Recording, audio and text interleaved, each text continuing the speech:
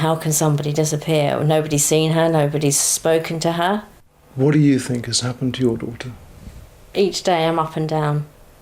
I have a good day and I feel positive. I think, and then I have bad days, but I have to live with my hope, because if I give that up, then there's no point in me carrying on looking for her. That was Andrea, the mother of missing person Georgina Gharsallah. Georgina also has 3 sisters that are wondering where she is. Georgina's been missing for over 2 years at this point. Her mother, Andrea, has been working extremely hard to keep coverage raised, exposure raised to this case, and we want to help her with that as well. So today, we're turning on the searchlight for Georgina.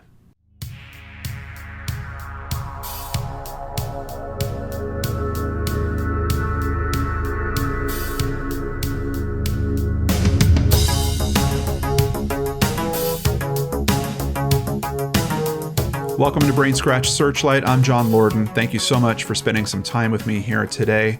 UK Brain Scratchers, I haven't forgotten about you. We are going to cover a case from your neck of the woods here today. Let's go ahead and take a look at an image. Once again, we have Andrea and we have her missing daughter, Georgina. There has been a good amount of press that I can see that's happening locally around this case.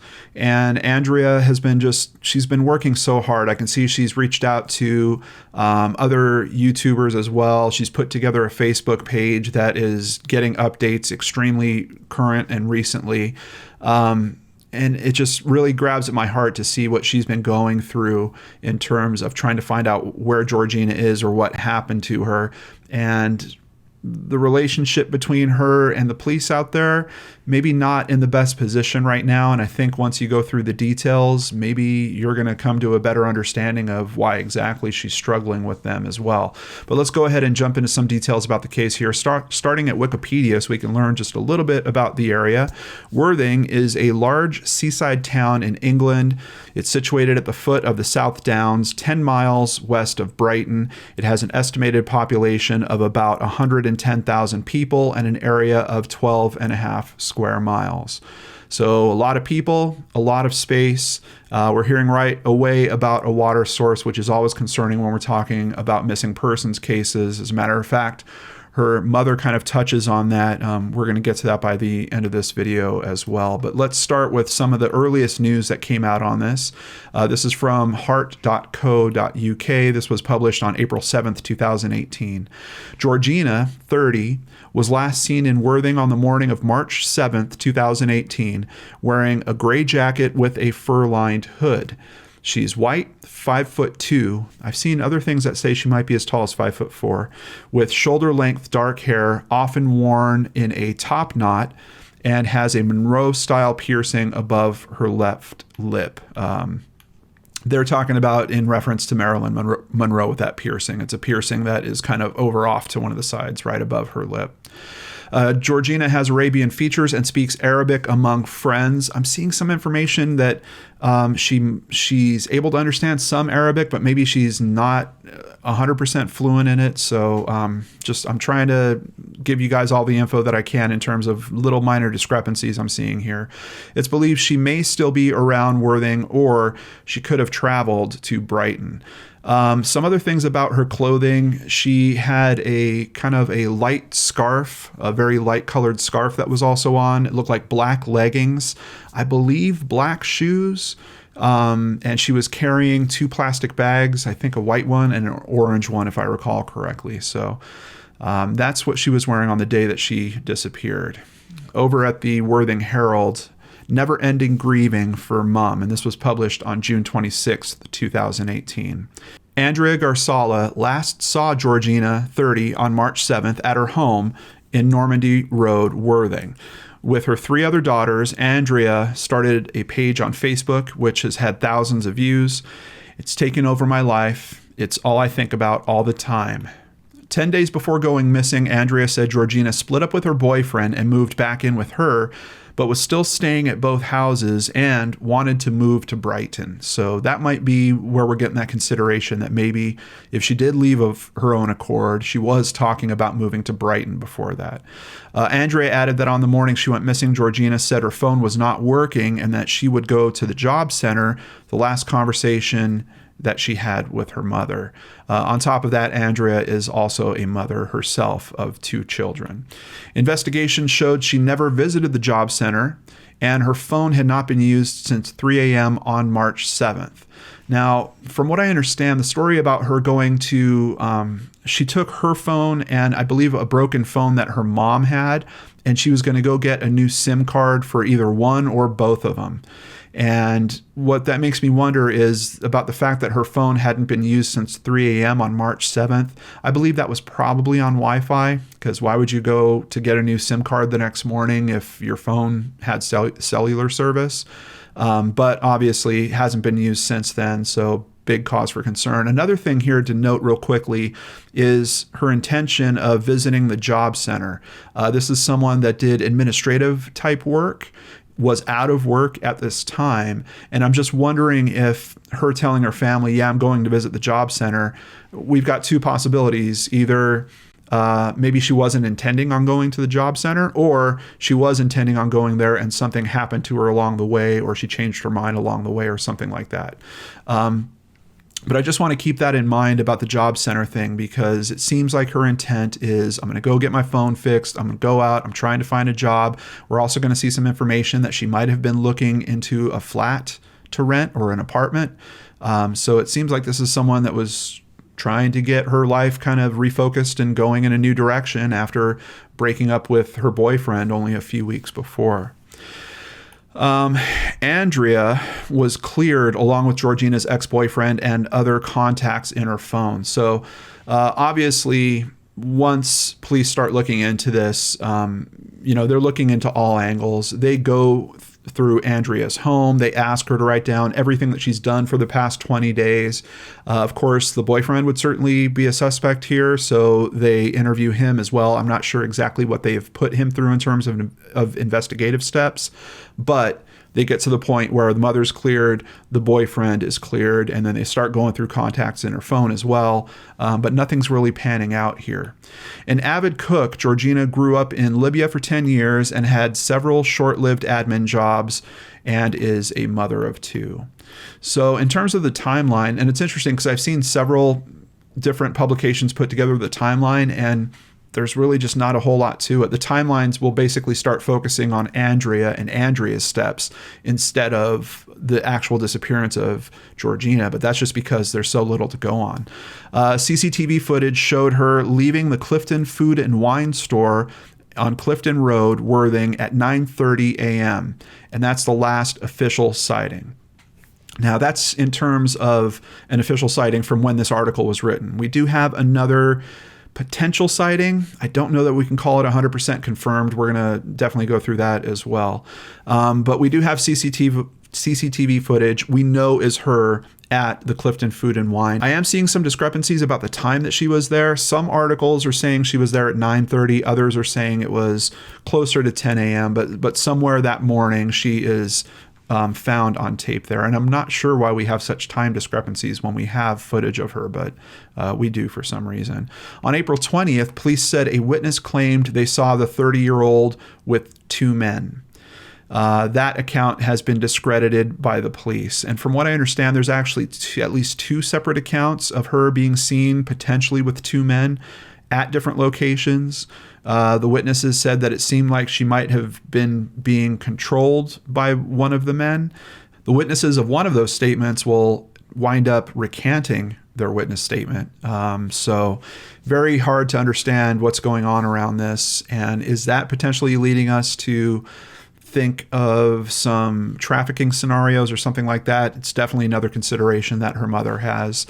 Andrea claimed that there have been several sightings, but it was a woman who looked like her daughter and was known to police, which, of course, is something that we do see happen on these cases pretty frequently. So just to put together a map and get an idea of what's going on here, Normandy Road is where her mother lives and one of the places she was staying at this period of time. Clifton Food and Wine down here, about a half mile away. So, maybe a 10-minute walk for her. And then what I have down here is the Worthing Town Center. And I hope that's the right town center. It's the only one that's coming up on the search results for me. If you know the area and if you know I'm incorrect about that, please drop it in the comments below. But that becomes important because basically she goes to this food and wine store and she's asking about getting these cell phones fixed or getting SIM cards for them. And the person there is like, you know what, you got to take those to a store down at the town center to get those handled. And then she leaves and she walks off in that direction of where town center is. So I believe this is the right location for where she would be heading. Total walk on that would be 1.3 miles. That doesn't seem too crazy for me. 1.3 miles, that's a little bit over, that's like a half-hour walk or something like that in terms of time. So I think it's perfectly feasible that she might have gone walking in that direction. But of course, we've got this big question about, we have her in footage at Clifton Food and Wine. I've seen a lot of like television shows about CCTV in the UK, and they have a lot of cameras there. Now, I don't know that I can say they have cameras everywhere, but if she is on foot and she's going through a populated area like this, I'm really curious about how there wasn't more cameras picking her up on this trip, on this walk down that way. We've got some businesses, we've got a lot of homes, and honestly, perhaps some of those homes don't have cameras. I totally understand that. We've got bus routes. Sometimes the bus systems will actually have cameras on them as well. But we do have businesses that theoretically she should have been walking by. So it's very curious to me that we have her leave an area like this and she's walking towards the town center, which should have even more businesses. How come we didn't pick up a trace of her here somewhere, walking by another business? That's really a concerning aspect, and it opens up the possibility that perhaps she got into a vehicle. I mean, that's definitely something that we need to consider here as well. Jumping over to BBC.com, this is an article from August 16th, 2018. Missing Georgina Gharsallah's family feel let down by police. And we can see that's happening fairly early in this investigation, and unfortunately, doesn't change a whole lot as the years go on. As a matter of fact, it might actually get amplified a bit. Sussex police said officers were continually reviewing Georgina's case and still appealing for information. But Mrs. Gharsallah said, "It's like grieving, but it doesn't stop. We feel a bit let down by the police." 2 men were arrested on suspicion of murder after Ms. Gharsallah went missing, but were later released with no further action. We're going to get some more details on that. That's a very strange twist to all this as well. But more importantly, here is a picture of the footage. And what's strange is we do have a time code on this picture here, and that's saying it's closer to 11 in the morning. Now, I think it could be a pretty common thing for times to be incorrect when it comes to camera systems like this. They aren't always maintained great. Sometimes, businesses set them up and just forget about them, and they just let them run. So I don't know that we could lean on this time code 100%, but I'm just pointing out we've once again got something strange with the time that she's seen there. What is very important about this is you get a very good shot of what she's wearing. So once again, we have that jacket with the fur lining. We have the white scarf that is showing through. You can see in her right hand she has a white bag, and there's also an orange plastic bag that she's carrying. Looks like black leggings, and it does look... I'm really curious about the color of her shoes here, so get a good look at that. I'm thinking that they're dark or they're black. I've heard other people describe them as black in this footage. That's going to become important later when we bump into another potential sighting of her. Also worth noting, I don't see a big purse of any kind. Now, the family did do a recreation. We're going to watch that at the end of this video. They do note that she left with a purse. It could be that the purse is slung on the same arm as the bags, and maybe it's actually behind her at this point. But that might become important as we look into the second sighting as well. She was caught on CCTV in a phone shop where she was seen with a number of mobile phones, Sussex police said. And there's a little discrepancy I'm seeing about that as well. First of all, look at this. This isn't a phone shop. This is that food and wine shop, clearly. You've got candy bars all over the front. You've got bubble gum, more candy up on the counter. I I seriously don't think that this is a phone shop. And because of that, I've seen some reporting that has even gone as far as saying, oh, they've got footage of her. They know she went to the food shop, but then she also went to a phone shop and they have footage of her there as well. I don't think that's true. I think this is the only footage that exists of her that we can confirm is actually her 100%. And it comes from the Clifton Food and Wine store.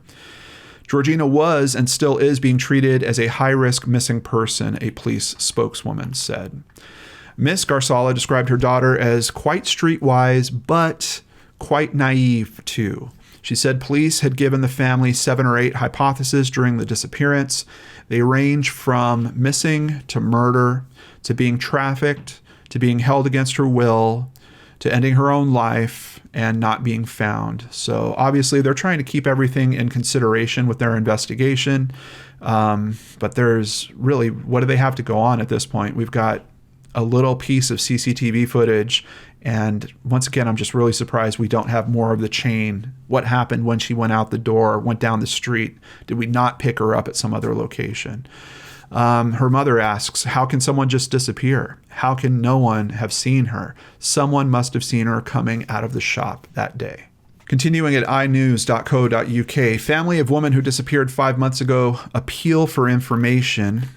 This is about a television appearance that basically happens when asked by This Morning, that's the name of the show, host Ruth Langsford, whether Georgina would just leave without telling her family. Her mother, Andrea, said, I go through it all the time, but I can't think that she would have done that. If it was 1 or 2 weeks, maybe. But at this point, we're talking 5 months, and they still haven't heard from her. Her accounts aren't being used. The cell phone hasn't hit another network, hasn't turned back on. ITV investigative reporter Mark Williams-Thomas appeared alongside Andrea, and he continued, what has happened between the period of time of her walking out of that shop and before the town center, which we know she never got to? Something has happened in broad daylight on a busy street. There was a strong possibility that a vehicle had picked Georgina up after she left the shop. Mr. Williams-Thomas said Georgina was unlikely to have the capacity to just vanish, saying that she was someone who enjoyed talking to others.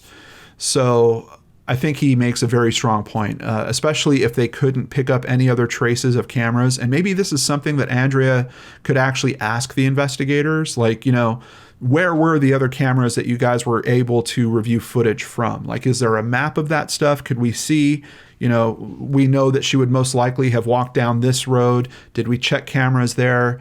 I mean, just to give them some sense of peace about how far did she walk before she was picked up by a vehicle. And also, you would think that might help the investigation. If they know 2 blocks away, they've got a camera that's capturing everyone that walks by. And I know this isn't true, but let's assume that's one of the only routes for her to have gone through, and they can confirm she didn't go that way. Then you really have to consider the fact, okay, we've got the possibility that she got into a vehicle and we're just missing it. As a matter of fact, if she got into a vehicle, that might change the time frame of when she went by those cameras. And it would clearly obstruct her if she's sitting inside of a vehicle. It's not going to be nearly as easy to identify her. So really big challenges in this case right out of the gates. And I think that Mr. Williams-Thomas is pointing out a very key point here, that a vehicle might be involved. Family launch appeal on Worthing Bridge. Now, what is Worthing Bridge? Why is this interesting to the family in terms of the disappearance? Georgina, 30, has been missing for almost 6 months now. Her mother, Andrea, and sisters, Arij and Sarah, put up dozens of missing posters along the bridge, aided by members of the community that had reached out after hearing Georgina's story. The family organized this latest appeal after leads from police dried up. A witness came forward early in the investigation to say they saw Georgina with 2 men outside Tesco Express on Taring Road at the junction with Clifton Road, Worthing, between 7 and 8 p.m. on the day she disappeared. So understanding that our time frame at the store is kind of a little bit in flux, we're still talking about possibly up to 10 hours later where she was supposedly spotted at this bridge. But this is the witness that retracted their statement. I would really love to know more details about that. What type of retracted statement is this? I mean, did the witness tell him, I was just lying to you guys? I just wanted attention. I just, told the police a fib. Or is there something else here? Witness is concerned that there might be retaliation of some kind or something along those lines. It's strange because I know obviously the family at one point is dedicated in this as a lead. You can see they're spending time literally on the bridge and raising exposure on the bridge. And it would be terribly unfortunate if this was just some type of pure hoax or really bad communication from this witness. But unfortunately, we don't know. So what are the police saying about this? Let's continue with an article here at the Argus. An investigation has been led by the Sussex Major Crime Team since March 26th, and officers are still concerned about what has happened to the 30-year-old. Chief Inspector Miles Ockwell has reissued an appeal for any information. Quote, "We, along with your family and friends, just want to hear from you, Gina, so we know you are safe. Please make contact with us or your family. If you are unable, make yourself aware to someone so they can do it on your behalf. Everyone is desperate to hear from you." Police say that she has links to Brighton, Worthing, and London and may have traveled to those areas. So now we're getting London thrown in on the list of possibilities. Ockwell added, "We want to jog the public's memories and for them to cast their mind back to this time to see if they remember seeing Gina on the morning of March 7th in Clifton Road. She was carrying 2 plastic bags. One was white, the other was orange. We think she was carrying her personal belongings in them and at least 2 mobile phones.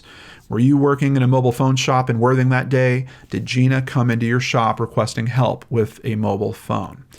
If you know anything about what has happened or may have happened to her, then please contact us." And of course, I've got all the contact information you need in the description box below, including there is Crimestoppers in the UK as well. If you need to remain anonymous, you can do that just by contacting Crimestoppers. And in this particular case, a reward is available. That reward is only available to you if you call it in through Crimestoppers. Continuing at itv.com from October 21st, 2018, Candlelit Vigil. The family of Georgina Gharsallah has arranged a candlelight vigil on the day of her 31st birthday. Just an example of her mom and her family taking the right steps. They're doing vigils every birthday. They're also doing vigils, I believe, on the day that she disappeared, on the anniversary dates that she disappeared. And you can see it works. Just for other families that might be facing these types of situations, it is worth the effort. You can get additional coverage. And this article basically goes on to recap the story, another version of this story going out to people that might have not heard about it before. There is a second photo I just wanted to show you guys here of her in the shop. We can see she's talking to someone at the counter. She has put the bags down. One is clearly bright orange. The other is white. I still don't know if she has a purse or a bag. I'm just curious about it. It looks like she might be handling a bag that's up on the counter at this point, but I'm not 100% on that. Continuing at thesun.com, and I know how some of you feel about them as a publication, but this is information that I'm seeing from other places as well. This was just kind of the best format of the information for me to get it across to you guys. "I'm terrified my daughter's been sex trafficked after she disappeared from a busy street in broad daylight." Certainly an attention-grabbing headline, but let's get into some of the details that they're sharing here. And here's a picture of her with her sons. I've also been bumping into pictures of her sons. I'm opting to not show them as well. Her children, I think at this point, they're either 9 and 10 or probably 10 and 11, actually, at this point. After reading text messages on her phone, setting up a possible meeting to view a flat, the police arrested an acquaintance of Georgina and his housemate on suspicion of murder. So this is just a little more detail, and I haven't found a ton of detail about how they connected to these 2 guys that they arrested and, accused of murder, essentially. It looks like it's tied to her wanting to view a place for rent. There was no evidence against the men, and within a day or so, they were released without charge. So it seems like that just did not pan out at all. The uncertainty, the not knowing what happened and where my daughter might be was torturing me. Obviously, this is her mother. I clung to the one thing I did know. Georgina was a devoted mother. Even if she wanted to walk away from the rest of her family for some unknown reason, she'd never have left her sons. She doted on those boys. That convinces me that whatever happened to her, it was against her will. Now, just to take a moment and think about the pieces of the story that we've got here. We have witness statements we don't know if we can trust about her possibly being led around with two men. So the situation of an abduction, or the possibility of an abduction or a trafficking type situation, I think is certainly still in play. We definitely don't have anything to rule it out. We have a very strange disappearance that is out of character for her. We have her leaving her children behind, and according to her family, she would never do that. So definitely a consideration here. We know that these types of things do happen for trafficking situations. What is the statement from the police at this time? Miles Ockwell once again states, Georgina Gharsallah is being treated as a high-risk missing person. We've investigated just short of 50 potential sightings. When followed up, none of them have proved to be Georgina. At this time, there is nothing to indicate that Georgina is deceased. However, it will obviously remain one of the potential hypotheses. Her mother keeps working, but time keeps ticking by, and we get to the 1-year anniversary of her disappearance over at Worthing Herald. Georgina Gharsallah from Worthing will be featured on the Crime Watch Roadshow in March to coincide with the year anniversary of her disappearance. The episode, which will air on March 12th across the country, will feature CCTV footage of her last sighting and an appeal for information. I want to say I'm hopeful, but it's been a year and we have had nothing, said her mother. Missing person adverts will also be appearing in bus shelters in Worthing, Portsmouth, Brighton, and other large towns. To mark 1 year since Georgina's disappearance, a candlelit vigil will be held at Worthing Railway Station, and they will be releasing balloons. So once again, I just see this family doing everything absolutely right and going far beyond in some ways in terms of raising exposure and being sure to get the press's attention with this. But we're just not getting a whole lot of help back. It's baffling to me that it's broad daylight. It's a populated area. You saw how many homes are around there. No one saw anything. What is going on with this? Now we get to a bit of an interesting development here with Taville Gate. Georgina Gharsallah's mother wants to halt development to search for daughter's remains. Now, this is a picture once again of the map, and the bridge, Broadwater Bridge that we were talking about earlier, is right here. And on the other side of that bridge, once it crosses over the railroad tracks, you can see there's a big open development center. It looks like they've already, basically taken down whatever was there, and they're getting it ready to be built on. This is the area that we're talking about, and her mom wants to make sure that they check it for her daughter's remains first. This is from March 2019. Andrea has now started a Change.org petition asking for Worthing Borough Council's Planning Committee to pause the redevelopment so that Sussex police could search the site for her daughter's remains. According to Andrea, a witness came forward saying they saw someone who looked like Georgina with two men on the evening of March 7th that were dragging her across Broadwater Bridge. Of course, we know that's the statement that eventually gets retracted. But I'm wondering myself about that area. Just even outside of the fact that there's a potential sighting there, look at this map and look at possibilities for if you were going to harm someone and try to hide them. It does kind of call out to me as a strong possibility. At a minimum, wouldn't it be worth getting a cadaver dog out there and running through this site? And quite honestly, how long could that take? I mean, maybe... I don't know. I'm not a professional when it comes to those types of searches. I've looked into some searches like that have happened here on the channel.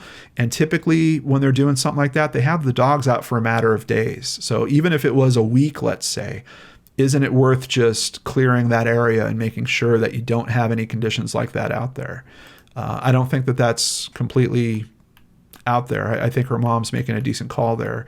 The work to demolish the site began on March 5th, 2018, 2 days before Georgina vanished, and it was completed in June. So once again, someone, if we are talking about a nefarious individual, they might have noticed what was going on at that, might have noticed that it'd be a site to dispose of somebody. I think it's logical. Now, obviously, police don't have anything that's pointing them to that area, especially when you take that one witness statement, if it is believably retracted, which I would have to assume from their point of view it is for some reason. What's leading them to that area? I get why they might not be jumping at that opportunity, but I don't think it's much in terms of resources to get a team of cadaver dogs out there. Last week, a planning application to turn the site into a hotel, supermarket, gym, and up to 378 homes was submitted to Worthing Borough Council by the land's owners, Mosaic. Azid Sheikh, CEO of Landowners Mosaic, said the planning application documents have only recently been submitted, so there's significant due process still to go through before any construction work starts on this site. If approached, we would of course cooperate fully with any request from Sussex Police. So honestly, you have the mother asking for it. You have the CEO of the development company saying, hey, we're not going to be building it there anytime soon. Yeah, we would definitely help out with this. So I don't understand why that search doesn't happen, just on the off chance. And I get it. It's resources. Someone's got to pay for that search to happen. Actually, now that I'm thinking about it, I know here in the U.S. we've got a lot of organizations that might actually donate their services to a search like that. So I'm curious why we can't get something like that to happen here. But here is the change.org petition signed by over 6,000 people. And actually, people are still signing it. There's signatures even that are happening today there. Now, what happens with this? A statement is released from police that is trying to address this request. A police search advisor has been attached to the investigation team throughout this inquiry. Over the last 12 months, a vast number of premises have been searched in accordance with information known about Georgina. The search strategy has always focused on information that can be linked to Georgina and her lifestyle at the time of her disappearance. Taville Gate was assessed in the early part of the investigation. So obviously they looked at a map too and said, hey, what could be going on here? That part, we need to think about that. However, there was no information linking Georgina to that premises, said investigating officer Simon Dunn. And really at that point, it's just coming down to that statement. If that statement about the bridge is true, that would certainly lead him in that direction. And I'm still wondering how that retraction fits into all this. Is it a believable retraction or not? Continuing at the Argus, Andrea Gharsallah breaks into Taville Gate. Yeah, I'm telling you, her mother is working so hard. She's doing everything she can. And here is literally footage of her crawling over the gate to the construction zone. Andrea Gharsallah, 57, scaled the walls surrounding the Taville Gate site in Worthing on Monday evening. She says she was told by Sussex Police and Worthing Borough Council that no one could get into the site. Now, I don't know why they're saying that when we reviewed that article already, saying the CEO said he would absolutely cooperate. But after climbing the walls, which are plastered with missing posters, she proclaims, I climbed over here in 1 minute. How long could it take anyone else? I'm really thankful, by the way, that there's no aspect of this article that's talking about them citing her or her being charged with something. This is obviously a mother that is in distress, and I'm thankful that the police are recognizing that as well. We suggested to police that they send in sniffer dogs to go in there and do what they have to do. The police said they had no reason to believe that she had visited. But we have had so many messages from people saying she had been around there. I don't know, guys. I think I would just try to check it off the list. I don't see why it's a terrible consideration just looking at that area and thinking about possibilities of where she could be. We're always looking for the bright spots in these stories. Here is a very cool one. I really like this idea, and I hope more people start to do this. Missing Worthington Mom's portrait featured in new art exhibition. So this is an art exhibition specifically about missing people. What a great way to get their faces out there and for them to have people really look at their faces and take in those features. I mean, literally creating art out of it. And I think this artist did an amazing job here as well. 1 year on from her disappearance, a Worthing mom's portrait has been included in an exhibition inspired by missing people. A portrait of Georgina painted by artist Rebecca Fontaine Wolfe is among 19 depicting the faces of missing people currently being featured in Unmissable, which is being exhibited for the first time at the Truman Brewery. Emerging and established artists have created compelling pieces using photographs and stories from the families left behind. I also ran into some information that Andrea actually, I don't know if it's a copy or if it's that actual portrait, but she has that painting in her house. It was gifted to her from the artist Rebecca Wolfe, which I think is really cool.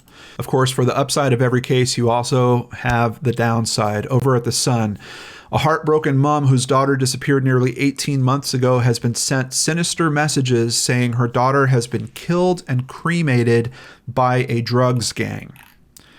Yeah, there's always someone out there doing this stuff. I've been getting these messages for a couple months, her mom said. I have had 4 just this week. Andrea said she's handed the messages to cops who have admitted that it's possible Georgina could be dead. She said Georgina's 2 young boys, aged 8 and 9, desperately miss her. Sometimes they ask, where is mom? Is she coming back? And you can't lie and say yes. You say, yes, I hope so, and that I'm looking for her. Andrea admitted that Georgina used to binge drink and smoke cannabis, but said she was never aware of her hanging around with a drugs gang. Then in August of 2019, we get another development, and this is something that I could see it working on both fronts. It could be exciting in one way to the family as a new possible lead, but also absolutely gut-wrenching in terms of how long after are we finding this? This is August of 2019. She's missing for, a year and almost a year and a half at this point. Police release CCTV image believed to be of Georgina Gharsallah. So let's watch it together, and I'll tell you guys what my concerns are with it as we're going. But you can see there is a young woman, appears to be wearing a very similar, if not the same jacket, and she's walking with another lady. The lady has a white plastic bag, but I don't know that that's the orange bag that she has also. It looks more like it's kind of pink to me. I don't know if the colors might be a little thrown off. I don't think so, because the colors on the subway sign and this red here look like they're pretty true. So I don't know if that's really that orange bag. I don't feel like it is. But one of the things that I'm really concerned about in this footage is this woman is pretty clearly wearing I think it's a backpack. It's a black bag. It's slung over one shoulder, but there's one frame in particular where it looks like the other right here. Like, I don't know. I think that could be the other strap for the other side of the backpack that's swinging around behind her. Looks like there's another little shot of it right there as well. And I don't recognize that from the footage. Now, I did say maybe there was a black bag up on the counter. It's possible that it was in there, but the family recreation is kind of leading me to believe that they're not sure if there was a black bag with her at that time either. So it's interesting to me. We've got footage. The jacket looks right. The hair looks right. She looks like she's wearing black pants or black leggings. In this footage, and I've seen different clips of it, this isn't actually the best one, but her shoes in this are pretty clearly brown to me, which is another thing I'm not quite sure of, because the description that I've been seeing for her shoes has been black typically, but here you can get a pretty good shot. It looks like it's a brown, kind of a short boot. So I'm not sure that the bag matches. I'm not sure that the shoes match. The jacket does. The hair does. No one knows who this other woman is. The plastic bags appear to be missing, unless that white bag is the same white bag, and for some reason this woman is now carrying her bag. I don't know where the orange bag is at this point. I don't know, guys. I'm not sure. I'm not 100% on this. Sussex police today released new CCTV footage, which is believed to be of the missing 31-year-old. The video shows 2 women walking along Chapel Road in Worthing at about 4 p.m. on March 7th, the day the Worthing resident went missing. So it's interesting. We have the day right. Chapel Road is actually in the direction of town center. So the location actually seems to make sense as well, but the time is kind of weird. I mean, you're looking at something that's supposed to be a 20-minute walk, and that's the whole distance all the way from her home. And we know she's at Clifton Food and Wine. We're hearing sometime around 10. But then at 4 o'clock that afternoon, you're talking 6 hours later, she's down here. Now, could she have stopped and visited with someone? Certainly. There might have been some other interactions here that we don't know about. It's weird because I'm kind of split on this footage. There's things that I'm seeing in it that make me think that maybe it's just another woman that happens to have the same jacket and has dark hair. But then when you look at the direction, and we know that she left this store and she was told that she should go down to town center, and that direction is basically putting her right down towards town center, maybe it is legit. It's got to be maddening for the family. I know that. Senior Investigating Officer Detective Chief Inspector Andy Wollenstolm said, "We are hoping the newly released CCTV footage will jog the memories of people who were in this area of Worthing on that Wednesday afternoon. We are very keen to identify and speak to the other woman in the footage." A couple considerations here, kind of the same thing. Now you're even closer to the town center. Is there more footage of this woman? Do we see where these two women go? Do they go into a restaurant somewhere? Do they go into a building where there's more footage? It's really strange to me. We're getting these very, very narrow glimpses, and there should be other areas, other cameras that are picking up what's happening next, and we're just not hearing about those details. We've investigated many possible leads relating to Georgina over the past 18 months. However, we are no closer to establishing the circumstances surrounding her disappearance. Sadly, I have had to consider the possibility that Georgina has come to harm at the hands of someone else. While Sussex police continue to look for Georgina and hope above all else that we can find her safe and well, I have taken the decision to record her disappearance as a homicide. So obviously we have a twist in the case from the police's perspective here. What's interesting to me is if this is a legit sighting and we do have her walking with a woman, that really doesn't negate the trafficking situation. As a matter of fact, if you look into that, traffickers will sometimes have another woman that kind of brings women in. Almost, you kind of think of it almost like a lieutenant.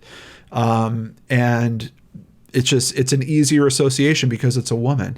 And I keep thinking back to this thing about her saying she was going to the job center. Was she meeting up with a friend of hers, a female friend of hers who was saying, "Hey, I know how we can make money. Hey, come on, I'll show you." Could it be something like that? If this footage is legit, I think the possibility of that is certainly in play. But we do have police saying that they're considering this a homicide now. Someone somewhere knows what happened. On the flip side, if that is not her and that's someone else that happens to have a jacket exactly like hers, how come that person hasn't stepped up? Or the woman, there's actually an award, or a reward, a $2,000 reward for identifying that woman. So why haven't either of those two stepped up and said, "Yeah, we can tell you who the woman is. Give us the $2,000. By the way, it's me. And I don't know why you guys are looking for me. That was my friend. And here she is. And here's her jacket." We haven't had that happen either. So that's almost kind of supporting the possibility this actually is Georgina for me. Back to the quote, "The recording of this crime does not mean that we have stopped looking for Georgina, and all credible and reasonable lines of inquiry will still be investigated. It is never too late to contact Sussex Police or Crimestoppers if you have any information you think may be useful or relevant to finding Georgina." And now, on top of the family getting strange communication from people saying they know what happened to her, the police actually get contacted directly also. August 2019, police receive ransom note. On April 14th, Sussex police received a letter claiming the missing 31-year-old had been held hostage for the past 12 months. A Sussex police spokesman said, "Following numerous inquiries, the email received is strongly believed to be a hoax." I would think so too. I mean, no one's going to hold someone hostage for 12 months and not send the actual letter. Not send the offer, "Hey, give me the money and you'll get her back." Why are you going to wait a year before you send that communication? Makes no sense. An investigation into the full circumstances and origins of this message continues with the originating email believed to have been sent from South Africa. Sussex police are working closely with the authorities in South Africa to establish the identities of the fraudsters. Terrible, terrible people looking to gain something in this. Back at Worthington Herald, reward doubled. So early on, there was a $5,000 reward issued from Crimestoppers. In October of 2019, they changed that. In August, Sussex police announced it was treating Georgina's disappearance as a homicide. That prompted the charity Crimestoppers to up its reward to £10,000 for information that leads to the arrest and conviction of those responsible. Georgina, who would now be 32, is the mother of two, and she left her mother's home on March 7th to collect a new phone and to meet her father, a meeting she did not keep. This is the only place where I'm seeing that statement about meeting her father. So I don't know what time that meeting was supposed to be. I don't know what location that was supposed to be at. Are these maps making sense in terms of where these possible sightings are? Is that leading towards her father's house? I don't know, but this is the only place where I'm seeing that reference, and I'm just unclear about what it means.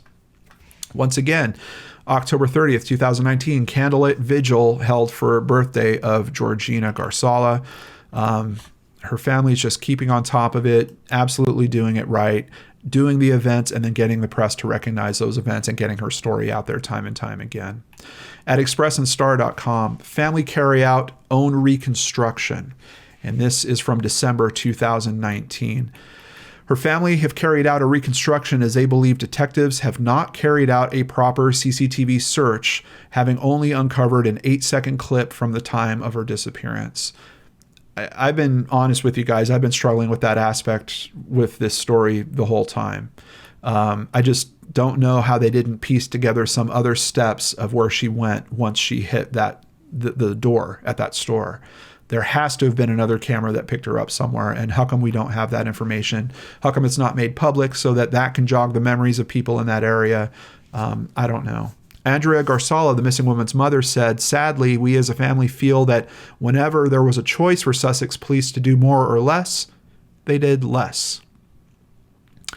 We have had to take the lead in the investigation and have been forced to because the police have been so reluctant to do the basics, never mind go the extra mile. We've been forced to release our own reconstruction of Georgina's last movements. Sussex police wouldn't do it." The family have recruited Clive Driscoll, a former detective chief inspector, for technical guidance. Mr. Driscoll said, "I am very surprised that Sussex did not facilitate a reconstruction 20 months ago, and I'm convinced that this reconstruction can make a positive difference in the search for Georgina." A Sussex police spokeswoman said, "This is an active case and we remain committed to finding missing Georgina.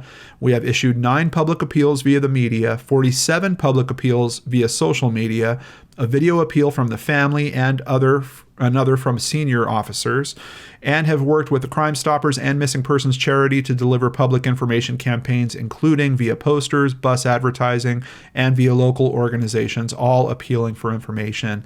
These have led to media coverage and extensive online engagement locally.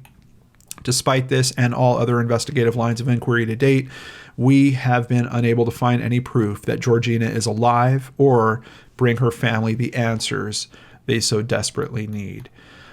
So obviously we have the Sussex police making a statement about everything they've done. We know they also looked into 50 to 60 supposed sightings.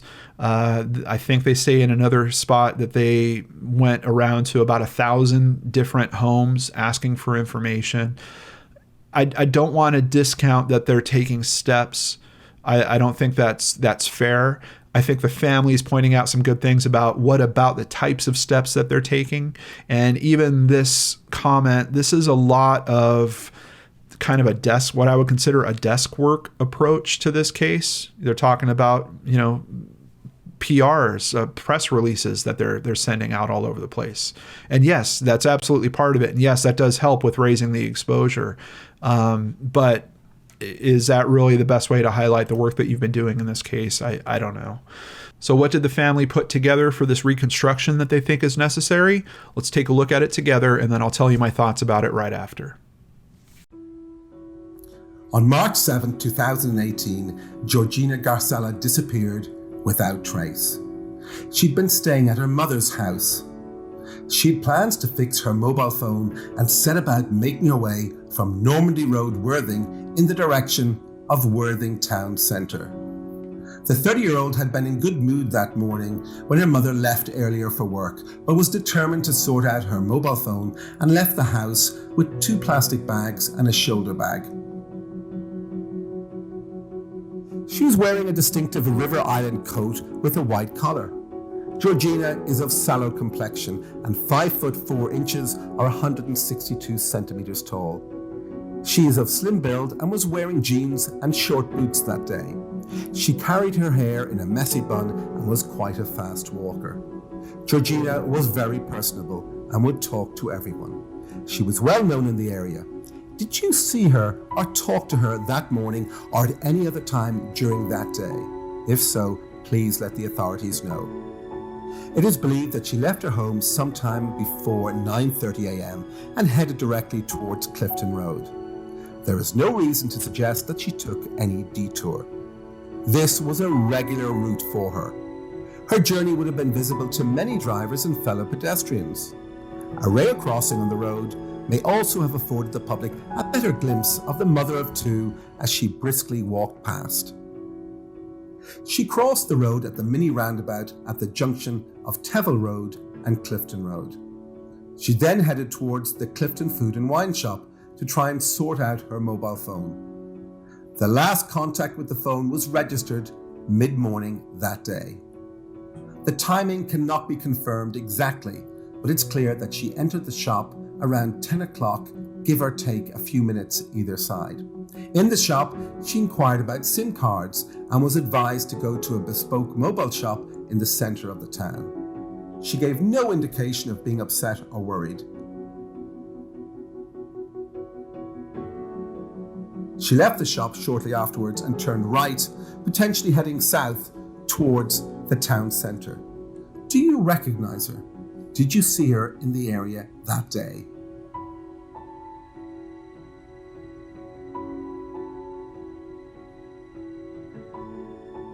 Police believe that the next possible sighting of Georgina is from CCTV on Chapel Road in Worthing Town Centre about 6 hours later. She was with a woman. This person has never come forward. Do you know her? The police want her assistance. This 8-second CCTV clip is the last verified sighting of Georgina. The family believe it is she. But where was Georgina in the previous 6 hours? Information about this gap may be crucial to the ongoing investigation. It appears that Georgina and the unidentified woman were heading towards the Gilbourne Centre, but they may have changed their trajectory. There has been no verified trace of Georgina since that afternoon. There were, however, unconfirmed sightings of Georgina around Worthing later that day and into the evening. Perhaps you saw her or interacted with her. If so, tell the police. Maybe you saw her in a car, or were you a taxi driver who gave her a lift? She regularly travelled between Worthing and Brighton on the train. Did you see her that day or later? Sussex police are treating this case as a murder inquiry. Her family are desperate for your help. If you have any information, please call the police or Crimestoppers on all the usual numbers.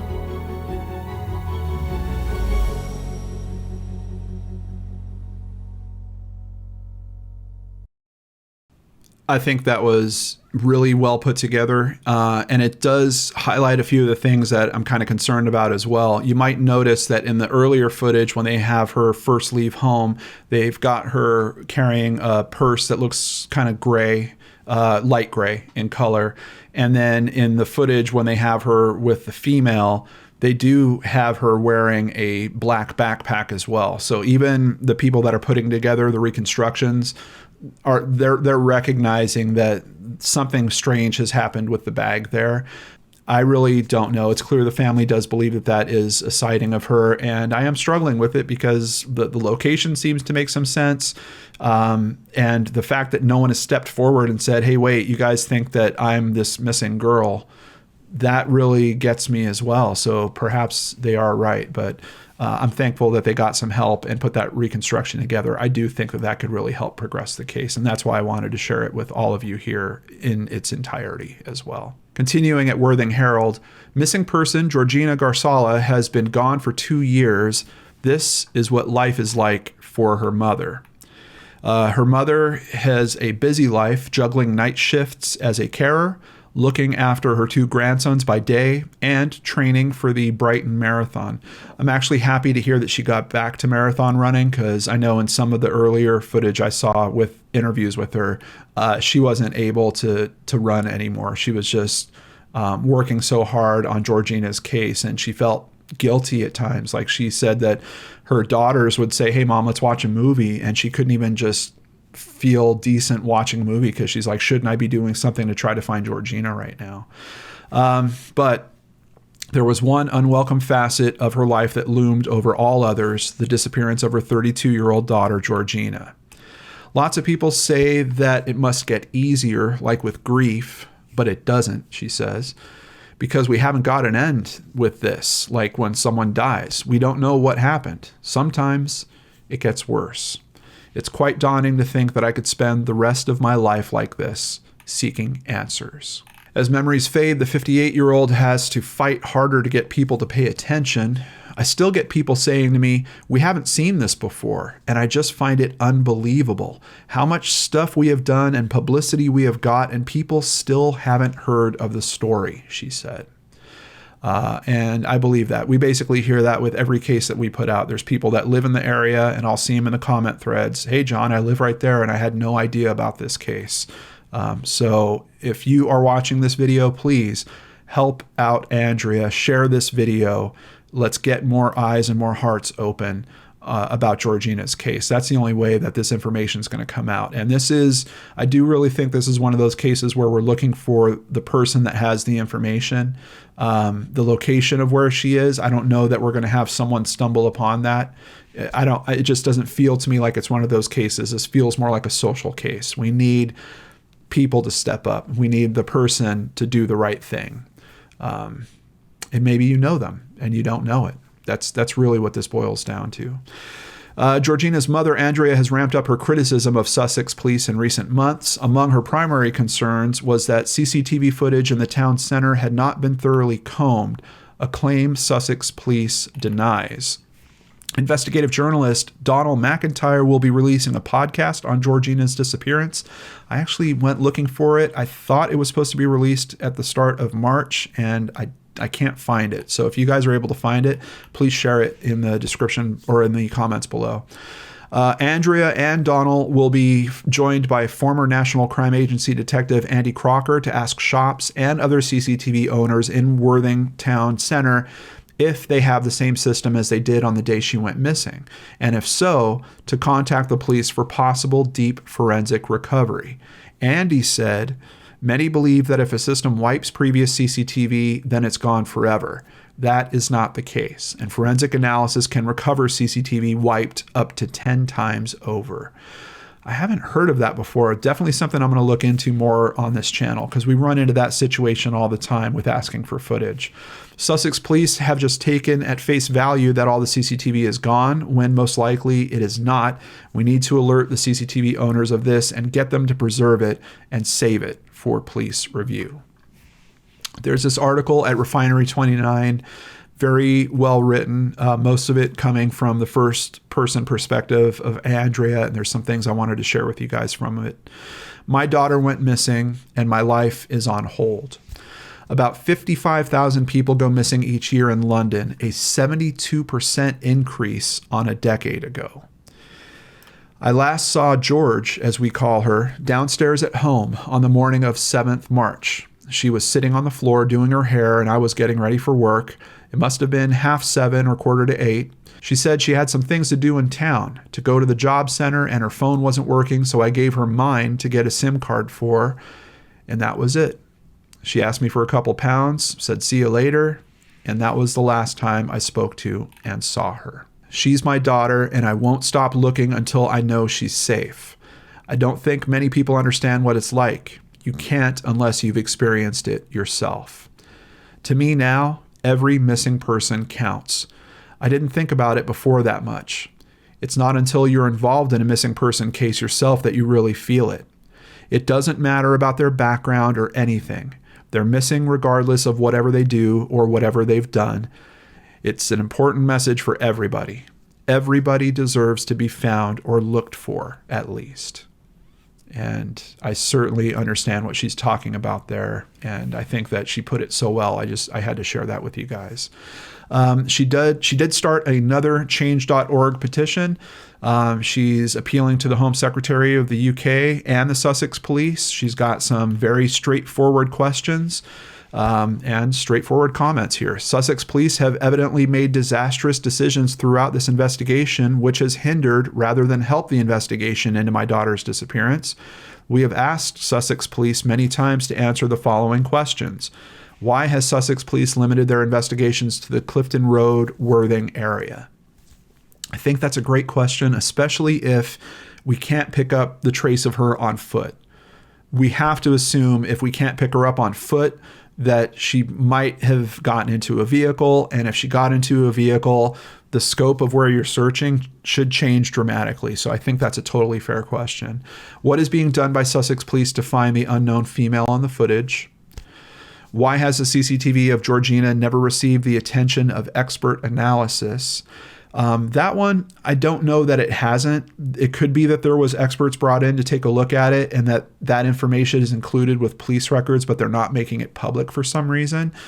Still, I think, if they could reach out to Andrea and just say, hey, Andrea, we've had it reviewed by this person, that person. We can't go into the details. I think that could help. And it does seem to me there's some big communication gap here happening between police services and her, because some of these things I think could be mitigated just by someone that cares enough to kind of find an answer and to let her know. Why is Sussex Police not reviewing further CCTV footage from the day of the 7th of March, 2018? Why has Sussex Police refused several requests by our family throughout this investigation to carry out a reconstruction of Georgina's last movements? I'm trying to think. It's not very often that I see police departments actually participate in things like that. Interestingly, on a case that I just covered, I think it was last week's case, we did have a police department that did that. It does happen, but it's not extremely common, at least from the cases that I look into, mostly here in the U.S. Why has Sussex Police refused several requests by our family throughout this investigation to carry out a joined media appeal for information relating to Georgina's disappearance? Now, to be fair, I did see some television stuff where they did have one of the investigators there commenting. I don't know if they were there with the family at the same time, but they definitely did get some footage from them and comments from them. But, maybe that's not exactly the type of joined media appeal that she's talking about. Why, after nearly 22 months since Georgina disappeared, has Sussex Police still not acquired approval to access Georgina's Facebook account? That's a really interesting question. That is a very interesting question because Facebook, Facebook has Messenger. I mean, that's a whole other aspect of investigation, and that really should be looked into. There's a possibility that if they somehow got access to that account, but see, it's not like if they found her phone and her phone was unlocked, it might be that they don't have to appeal to Facebook because their analysts would be able to get to whatever information they'd be worried about with that.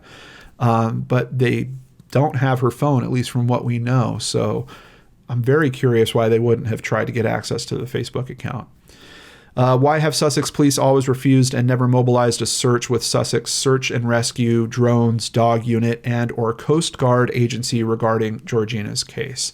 Definitely something that should be considered, especially if they're saying, and they said this, that one of their hypotheses was that she might have ended her own life. Well, if that's the possibility, the water sources are where you have to look for that. So did they do any type of searching along the coast? At least according to the family, it doesn't look like it. And you're on the coast. You have a significant source there that could be a part of this case. So I do think that's a fair question as well. Of course, in the description box below, you're going to find all the links for everything we looked at today and the Facebook page for Find Georgina. And I'll have the change.org petition down there too if you want to jump in on that. You can sign it from the US. I know because I signed it myself. So where are we at, Brain Scratchers? I don't know. This case is just wide open. I clearly get Andrea's frustration, and I agree with her on several of those points. but I can see the investigative steps that they've taken. Those steps make some sense. I think I run into this frequently, particularly when I'm speaking to families directly on cases that I cover. They never feel like police do enough. And I think that's a normal thing. You're not going to feel like enough has been done until you know what has happened to your missing loved ones. So that is not abnormal. But Andrea seems to be asking some very good direct questions here. And if anything, I'm seeing what I believe is a breakdown of communication between Andrea and whoever. I think they had assigned a family liaison at this point to her. Some of these questions that I'm seeing in this change.org, they should have been answered from a liaison. Even if they can't give explicit detail, I think they could at least let her know, yeah, we've had an expert look at this. Yes, we've actually done that. We haven't gone this way about it because the investigators are telling me that's not a possibility because of this. Or it seems like there's a bad communication breakdown. I truly hope that gets fixed, because obviously in a case like this, no one person is going to solve it. It takes a team to solve it. If someone does discover her and she is deceased and it's been 2 years, you're going to need these people. You're going to need Sussex police, because their investigative skills are going to switch into a whole different mode, which surprisingly, considering that they're considering this a homicide, you'd think that they'd already kind of be in that gear. I don't know that that's really happening. And of course, with them not having a body necessarily, how do you process a homicide case? Now, there are a few cases we've seen where people try to go about it even before they actually find a body. It is certainly possible, but is that really happening here as well? I don't know. There's a lot going on here. I'm very curious what you think about it. Please drop a comment down below and let me know. And of course, I wanted to open an invitation to Andrea. If there's more information that you want us to share here on the channel, please reach out to me, john@lordandarts.com. Let me know about it. We can always do an update segment. And I'm really sorry that your family is facing this. I hope that you find this video helpful, and just know that you've got several thousand more people that care and are looking for Georgina now with you. You're not alone. All right, everyone. Before I end today's video, several new patrons to thank. Thank you, Kate. Thank you, Sarah Calvert. Thank you, Steph. And thanks for the comment, Steph. And thank you, Stephen Lovelace, for joining on Patreon. I appreciate each and every one of you. On top of that, Stephanie Wenzel, Rob Payne, and Nikki Cornett increased their pledges. It means a lot, especially in this time. I really appreciate you guys. If you'd like to support the channel, please visit www.lordandarts.com. And while you're there, be sure to check out the merch. We've got brand new Searchlight shirts, one with my favorite saying, "It's time to turn on the Searchlight," and my other favorite saying, "Open eyes, open hearts." So I hope you will check those out and help support the channel by considering a purchase. Want to spend some time with me live on YouTube? Tonight over at Gray Hughes Investigates, we're having the season finale for season 2 of 3 Men and a Mystery. I'm very proud of this season. We did a lot of great work, and while we might not have a definitive answer, I think you guys would be very curious to see the information that we came up with and how we honor Elisa Gomez's life. So check that out tonight, 8 p.m. Central at Gray Hughes Investigates. And of course, this weekend, another true crime game time. I'm trying to help make being stuck at home a little easier for everyone out there. If you're a fan of the channel and want to hang out with me and other true crime personalities live, join us here on the channel Saturday night at 8 p.m. Central. Take care, everyone. I'll see you back here on Friday with a brand new episode of Brainscratch on the Lord and Arts channel.